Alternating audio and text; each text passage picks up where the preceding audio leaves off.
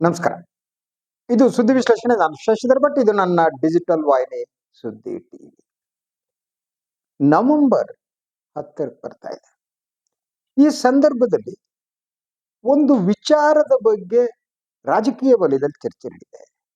ಅದು ಸಿದ್ದರಾಮಯ್ಯ ರಾಷ್ಟ್ರ ರಾಜಕಾರಣಕ್ಕೆ ಹೋಗ್ತಾರ?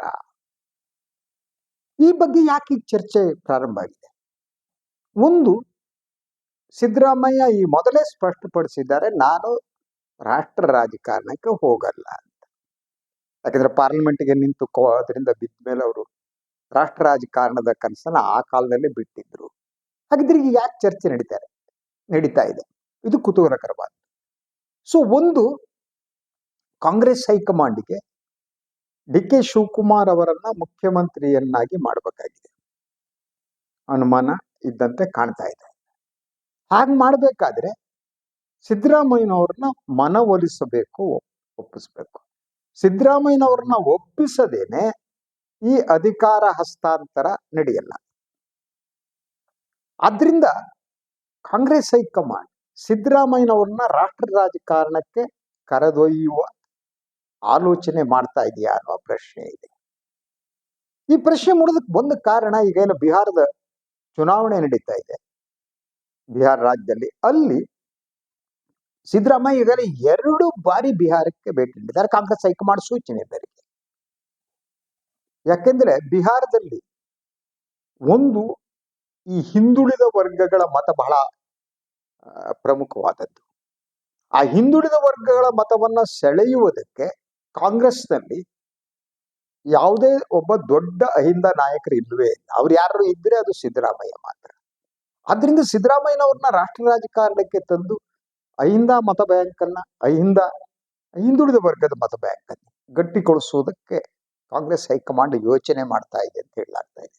ಅಂದ್ರೆ ಒಂದು ಕಲ್ಲಿನಲ್ಲಿ 2 ಹಕ್ಕಿಗಳನ್ನು ಹೊಡೆಯೋದು.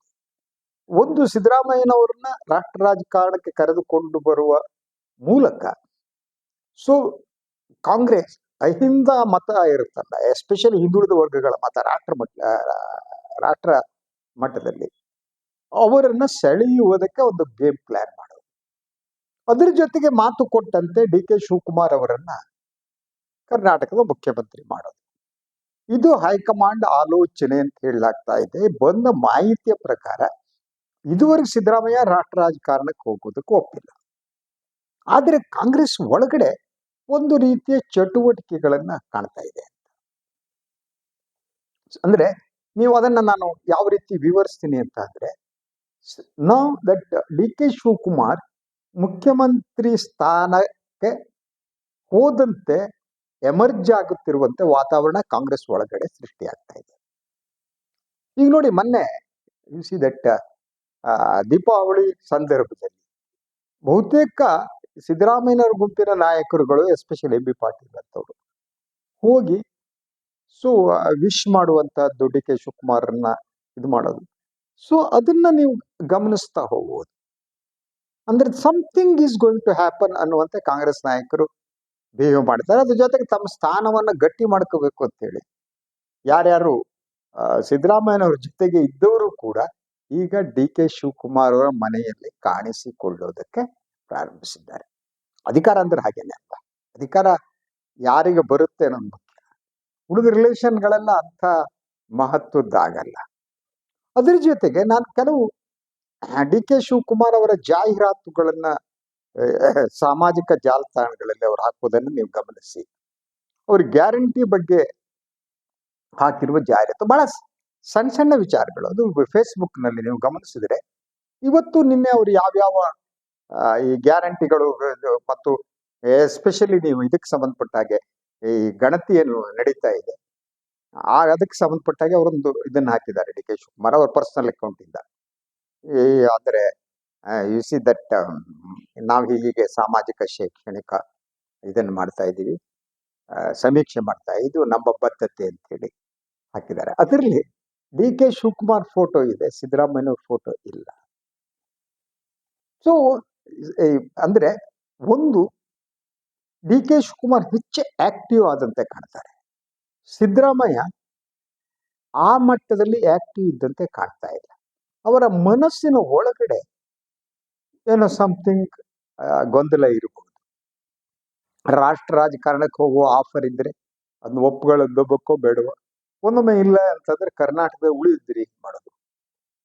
ಅವ್ರ ಮುಂದಿರೋ ಆಪ್ಷನ್ಗಳ ಬಗ್ಗೆ ಅವರು ಆಲೋಚನೆ ಮಾಡ್ತಿದ್ದಾರೆ ಅಂತ ನನಗೆ ಅನ್ಸುತ್ತೆ.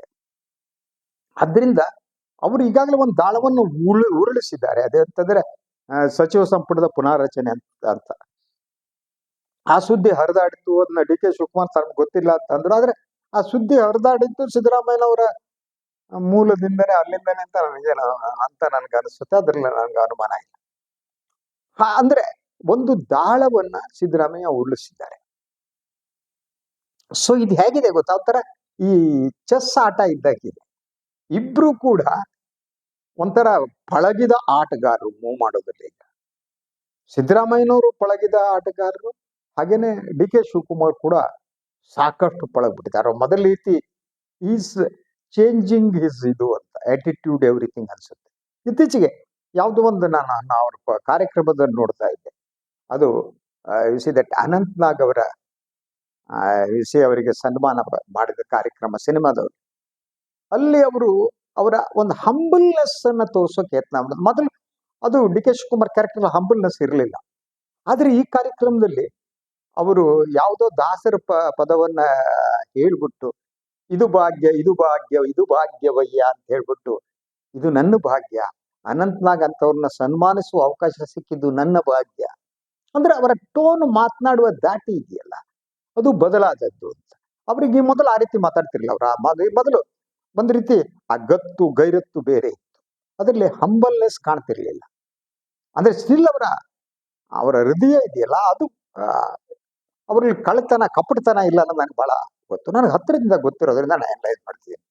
ಡಿ ಕೆ ಶಿವಕುಮಾರ್ ಅವ್ರ ಮನಸ್ಸಿನಲ್ಲಿ ಕಪಟತನ ಆಗ್ಲಿ ಇಲ್ಲ. ಕೆಲವೊಮ್ಮೆ ಈ ಗ್ರಾಮಾಂತರ ಪ್ರದೇಶಕ್ಕೆ ಸ್ವಲ್ಪ ಹುಂಬತನ ಇರ್ಬೋದು, ದಾಡ್ಸಿತನ ಇರ್ಬೋದು. ಸೊ ಆದ್ರಿಂದ ಅವರ ಇಡೀ ಮಾತಿನಲ್ಲಿ ಆ ದಾಡ್ಸಿತನ ಇತ್ತಲ್ಲ, ಅದು ಕಾಣ್ತಿತ್ತು, ಹಂಬಲ್ನೆಸ್ ಕಾಣ್ತಿರ್ಲಿಲ್ಲ. ಆದ್ರೆ ಈಗ ಅವರು ಹಂಬಲ್ನೆಸ್ ಅನ್ನ ಪ್ರದರ್ಶಿಸುವ ಯತ್ನವನ್ನು ಮಾಡ್ತಿದ್ದಾರೆ. ಆದ್ರೆ ಕೆಲವೊಮ್ಮೆ ಅದನ್ನ ಮೀರ್ಬಿಡ್ತಾರೆ. ಅವರ ಫಾರ್ ಎಕ್ಸಾಂಪಲ್ ಬೆಂಗಳೂರು ಗುಂಡಿಗೆ ಸಂಬಂಧಪಟ್ಟ ಹಾಗೆ ಸೊ ಅವರು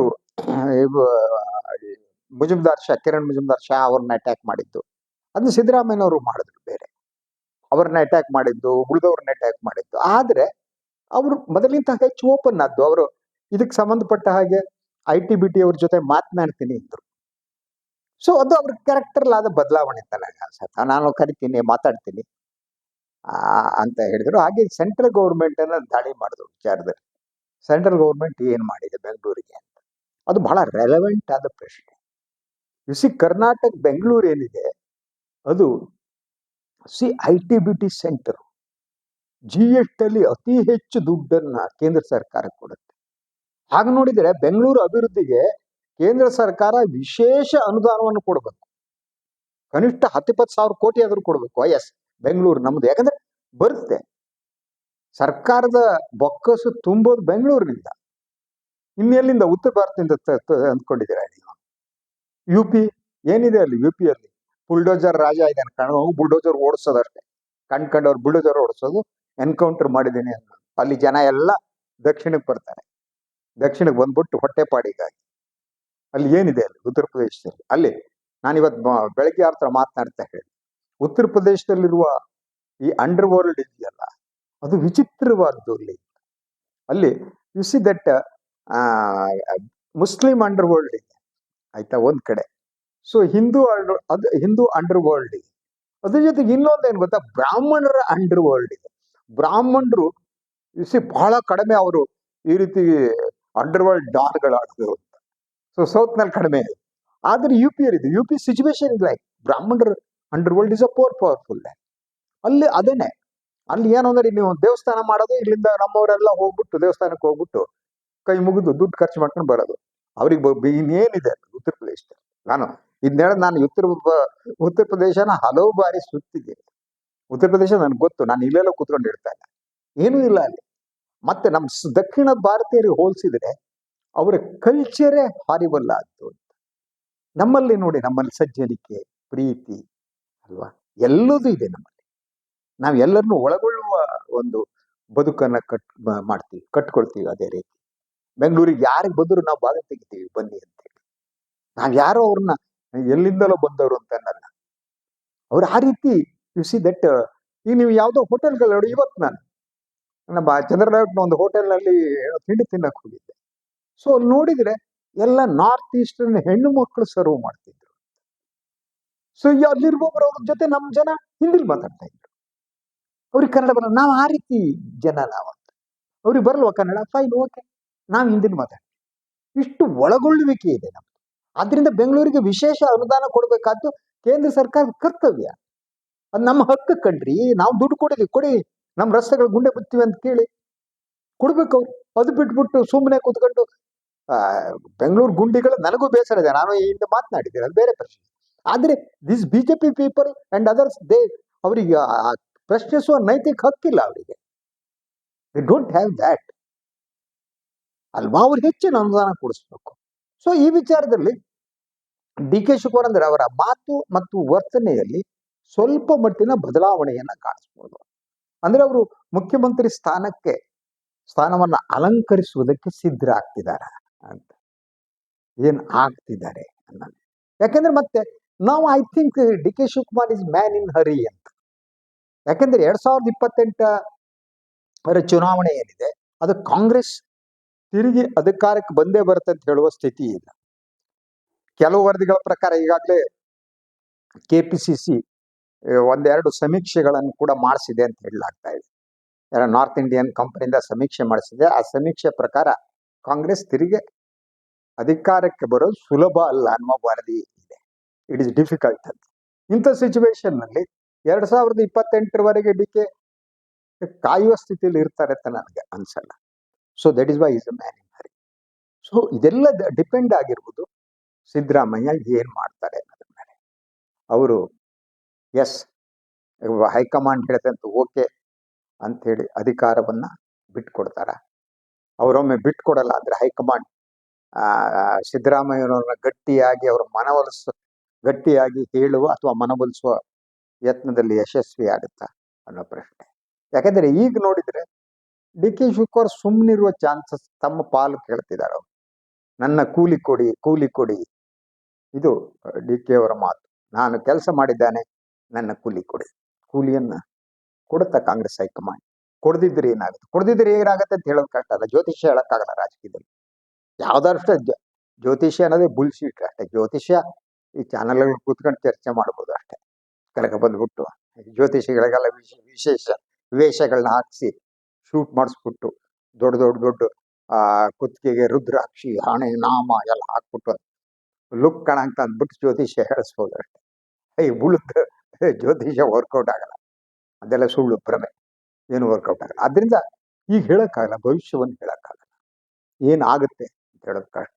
ಆದ್ರೆ ಒಂದು ನಿರ್ಣಾಯಕ ಹಂತಕ್ಕೆ ಕಾಂಗ್ರೆಸ್ ರಾಜಕಾರಣ ಬಂದು ನಿಂತಿದೆ ಅನ್ನೋದು ಸ್ಪಷ್ಟವಾದ್ದು. Everything now is depend on Siddaramaiah, whether he is going to see that hand over power to D.K. Shivakumar or not. If not, then what will be his next step? ಅದು ಕೂಡ ಬಹಳ ಸೂಕ್ಷ್ಮವಾದ. ಅವ್ರ ನೆಕ್ಸ್ಟ್ ಸ್ಟೆಪ್ ಏನು, D K Shivakumar next step ಏನು? Let us wait and see. ಇದು ಇವತ್ತಿನ ಸುದ್ದಿ ವಿಶ್ಲೇಷಣೆ. ಇನ್ನೊಂದು ವಿಚಾರದಲ್ಲಿ ಮತ್ತೆ ಬರ್ತೀನಿ. ನಾನು ಲೈಕ್ ಮಾಡಿ, ಸಬ್ಸ್ಕ್ರೈಬ್ ಮಾಡಿ, ಬೆಲ್ ಐಕಾನ್ ಪ್ರೆಸ್ ಮಾಡೋದು ಮರಿಬೇಡಿ. ಹಾಗೆಯೇ ಸಾಧ್ಯ ಆದಷ್ಟು ಜನರಿಗೆ ಶೇರ್ ಮಾಡಿ, ನಿಮ್ಮ ಸ್ನೇಹಿತರಿಗೆ ಇನ್ನೊಬ್ಬರಿಗೆ ಶೇರ್ ಮಾಡಿ, ಹೆಚ್ಚಿನ ಜನರಿಗೆ ಇದು ತಲುಪುವಂತೆ ಆಗಲಿ. ಹಾಗೇನೆ ಸಾಧ್ಯ ಆದರೆ ಸಹಾಯ ಮಾಡಿ. ಸ್ವತಂತ್ರ ಪತ್ರಿಕೋದ್ಯಮವನ್ನು ಉಳಿಸಿ ಬೆಳೆಸಿ. ಎಲ್ಲರಿಗೂ ನಮಸ್ಕಾರ.